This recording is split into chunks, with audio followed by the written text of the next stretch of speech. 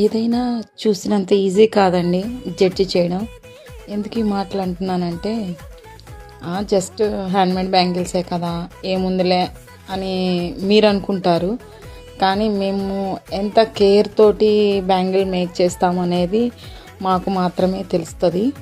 ఎందుకు అంటే మీరు వేసుకున్నప్పుడు ఆ రాయల్ టచ్ రావడానికి మేము ఎంత ఎఫెక్ట్ పెడుతున్నామో, ఎంత హార్డ్ వర్క్ చేస్తున్నామో మాకే తెలుస్తుంది.